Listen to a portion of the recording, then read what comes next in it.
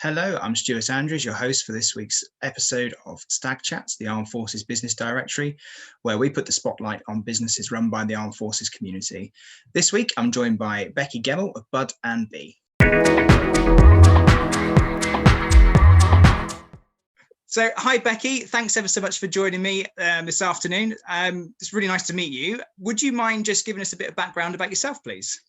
Of course. I'm Becky. I am a mother to 3 children and a furry baby down there. He'll probably pop his head up in a minute. I'm a military wife. I've been married for 8 years now. We've probably had about 7 different homes within that time, which is quite a lot. We've moved around lots of different places. Excellent. And what kind of postings have you had? Where have they been, and what was your favourite? We've been to Yorkshire, we've been to Scotland, we've been to Germany, but I think my favourite has to be Scotland. It's just beautiful. And whereabouts in Scotland were you based? In Kinloss on the Murray coast. So you're a mum and you're a military wife, as we know, but you're also you're a business owner. So could you tell us a little bit more about the company? Tell us its name and what you do, please. Okay. So I own Bud and Bee. I'm a florist and I grow flowers also. So that's kind of a unique way for a florist to work. You don't very often get a florist that grows her own flowers too. And I focus solely on using British flowers, foliage and plants that have been sustainably sourced, that are renewed and that are all eco-friendly. Oh, wow. So my perception of a florist is somebody who buys stock in wholesale, and obviously is reselling that and putting value into, I suppose, the display and sourcing products, etc., for their customers. What made you grow your own flowers? So I do get from wholesale as well, but the growing aspect for me, I've always been passionate about plants and horticulture. Gardening. My Bampy was a really big influence. That he had his own little allotment at the end of the garden. So he was a very big, sorry, that would be a toddler. That's all right. Who's this? This is Arthur. Hi, Arthur. How you doing? You come to help your mum with the interview? Yes. Yeah. Thank you for that. That's all right. My Bampy was a very big influence on me, and he taught me a lot about propagating plants. So basically how to get more plants from one plant. And I was really passionate. And when we moved into our own home, I was planting wildflower gardens up in Scotland, our first posting. And then it kind of developed from there, really. Okay, so you must have the best kept army garden or military quarter garden in the forces, surely. No, not at all. I've got a dog. I've got a collie who runs around ragged. I've got 3 children. Who tear up the grass, but what I do produce are lots of annual flowers. So my growing season tends to start in about, I'd say, April, really, once the last frost has passed, sometimes as late as May, depending on how that's going to be. But when it does bloom, it blooms. My garden in Suffolk used to be like a jungle. It was just all green all the time. So do you grow your produce in your garden with your married quarter, or do you have another space that you use? So when I was in Suffolk, I had my garden front and back, which I grew, and then I also had an allotment which was rented out locally. But sadly, I just didn't have enough time with the kids being off for lockdown and to spend as much time as I wanted up there. But I got a few little flowers growing on that one, but mostly in the garden. Mostly in the garden, excellent. And so what motivated you to start the business in the first place, Becky? Do you know what? I think it's just my passion for flowers and nature. I'm quite an environmentalist as well. So I wanted to combine every aspect of my personality and what I thought that floristry should look like and what it should represent, rather than there's nothing more disappointing than getting a bunch of flowers and it not smelling at all when you put your face in it, because that's the first thing people do is pop their face straight into a bouquet of flowers, and it's really disappointing when they don't smell. And I just wanted to there's so many flowers that especially British flowers that bring texture, colour, but most importantly, scent. Was there any kind of financial motivation to starting the business, or was it purely just getting your own personal interests and a way to express that for yourself? Of course, there's always a financial aspect to it, especially being a military wife. It's really difficult to find a job that works around the children, and working for myself was the only way that I was able to bring that income in. And I couldn't go out, childcare is ridiculously expensive. So I wanted to definitely pursue my passion, and I didn't want to lose myself from being at home. So yeah, definitely financial is a definite. How has the commercial aspect of the business been for you? Have you found that it's been successful in that regard? Yes, definitely. I think people are more aware these days of, of being more eco-friendly, more environmentally friendly, and people love that uniqueness about my business, definitely. And how long has the business been running, Becky? So 5 years. There was a little pause. Yeah, a pause when I was in Germany. It was renamed from Honeybee Floral Design, and then when I moved to Suffolk, I rebranded as Bud and Bee, because I felt it represented what I wanted to come across with the business, really.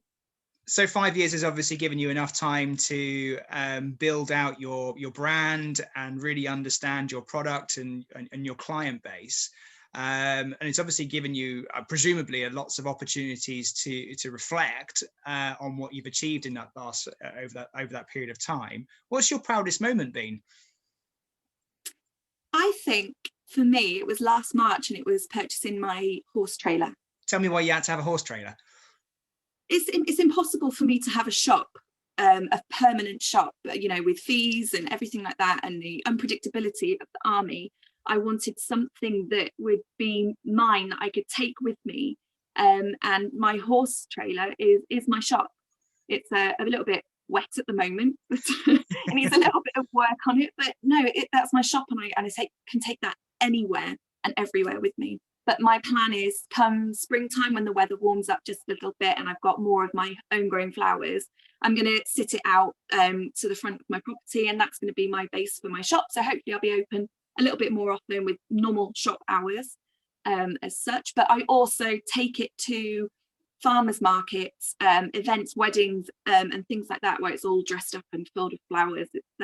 It looks really beautiful. Having a place to go for work, did you think that will help you in terms of routine and perhaps setting boundaries between home life and business life? Definitely. You have to have that balance between home life and work life, especially when you work for yourself and you work from home. Those boundaries, that they kind of blur a little bit. So yeah. Especially when you've got kids homeschooling and you're getting business text messages, I've literally, towards the end of the day, I just have to switch off. But yeah, boundaries for me, I wanted this to be my work, this to be my home life, and I'm quite strict with that. That's nice. And obviously having a place where you can call, this is where I run my business from, you get to shut the door at the end of the day and say, that's that, we're done. Exactly. And going back to proudest moments, on the reverse side of that, what have been your biggest challenges, do you think? My business really started to establish when I was in Suffolk. We were only there for just about 18 months, and I didn't really do anything for the first 6 months. And then in that since lockdown, the first lockdown, my business just took off. People wanted to show support for people and show them that they're thinking about each other, because they obviously couldn't see each other. And most florists shut their shops and they didn't do deliveries or click and collect. And I saw a potential there to step in. So for me, when I moved away from Suffolk after establishing my business and getting regular income, to then move away in August was very tricky. I have to starting all over again. It's hard. It is hard, and I suppose marketing in general is perhaps one of the hardest things to do in business. And did you find it initially difficult to establish a core client base? I was actually really surprised. I mean, Instagram helps me a lot with the hashtags. I've connected with fantastic people, fantastic like-minded people. People that have sustainability and environmental issues and eco-friendly issues at the heart of what they do, and they love what I do. So it's a reciprocation of just eco-friendly greenness. So social media has formed quite a big part of your own marketing strategy, has it? Yeah, I don't pay for any of my advertising at all. I use Facebook groups just to advertise locally, but then most of my business actually comes from word of mouth. So I think that's kind of best because it's free and it's reliable. If you were to run this business again from scratch, what would you do differently, Becky? I think I'd give it my all, give it 100%, rather than thinking, oh, I'll start small, I'll start doing this, I'll start with a little stand. I think I'd just go straight in and believe in myself more. If you were to give somebody some advice who was about to start their own company, what advice would you give them? Oh, just do it. Just do it. Make sure that you're passionate about it, that you love what you do. Make sure your unique selling point is what you want people to perceive, and just keep it on brand. And so finally, Becky, where can people find you? Everywhere. So what's your web address? So it's www.budandbee.co.uk. I'm also on Instagram with the handle, I think it's called, is @budandbeeuk. Or you can find me on the Allenbrook estate come March, April time. You'll see a big blue-green trailer out there called the Flower Box, and that will be open with hours to follow. Fantastic. And I'll put links to all of your business sites in the description of the video. So if anyone wants to reach out to Becky, have a look in the description and you'll be able to find all of her contact details in there. But otherwise, Becky, it's been really lovely to meet you and your kids and the dog. And so I just want to say a huge thank you for taking some time out to chat with me this afternoon. It's been lovely. Thank you. Thank you so much for the opportunity. It's been really lovely. Thanks for watching. Join us next week for another episode of Stag Chats, where we'll be talking to a business owner, getting some insights on what it's like to run a company as a member of the Armed Forces community. In the meantime, stay safe and we'll see you soon.